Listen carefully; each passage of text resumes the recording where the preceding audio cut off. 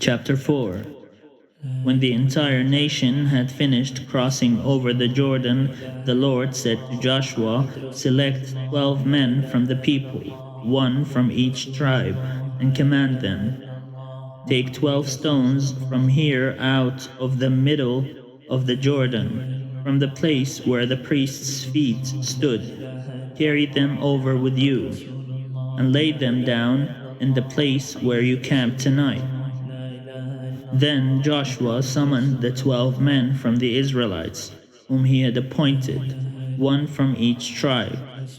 Joshua said to them, "Pass on before the ark of the Lord your God into the middle of the Jordan, and each of you take up a stone on his shoulder, one for each of the tribes of the Israelites, so that this may be a sign among you.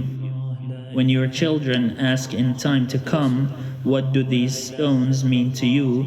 then you shall tell them that the waters of the Jordan were cut off in front of the ark of the covenant of the Lord.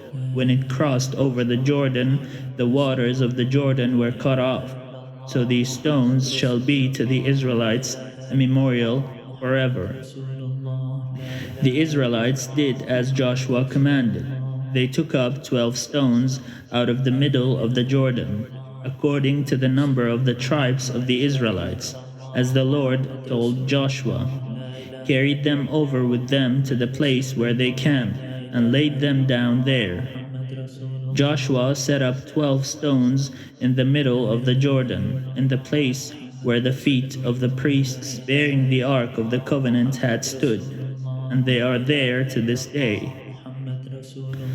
The priests who bore the ark remained standing in the middle of the Jordan until everything was finished that the Lord commanded Joshua to tell the people, according to all that Moses had commanded Joshua. The people crossed over in haste. As soon as all the people had finished crossing over, the ark of the Lord and the priests crossed over in front of the people. The Reubenites, the Gadites, and the half-tribe of Manasseh crossed over, armed before the Israelites, as Moses had ordered them. About 40,000, armed for war, crossed over before the Lord to the plains of Jericho for battle. On that day the Lord exalted Joshua in the sight of all Israel, and they stood in awe of him, as they had stood in awe of Moses all the days of his life. The Lord said to Joshua, "Command the priests who bear the ark of the covenant to come up out of the Jordan." Joshua therefore commanded the priests, "Come up out of the Jordan." When the priests bearing the ark of the covenant of the Lord came up from the middle of the Jordan, and the soles of the priests' feet touched dry ground, the waters of the Jordan returned to their place and overflowed all its banks as before.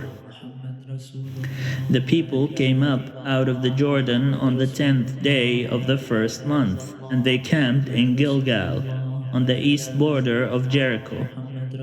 Those 12 stones which they had taken out of the Jordan, Joshua set up in Gilgal, saying to the Israelites, "When your children ask their parents in time to come, 'What do these stones mean?' then you shall let your children know, 'Israel crossed over the Jordan here on dry ground.' For the Lord your God dried up the waters of the Jordan for you until you crossed over, as the Lord your God did to the Red Sea, which he dried up for us until we crossed over, so that all the peoples of the earth may know that the hand of the Lord is mighty, and so that you may fear the Lord your God forever."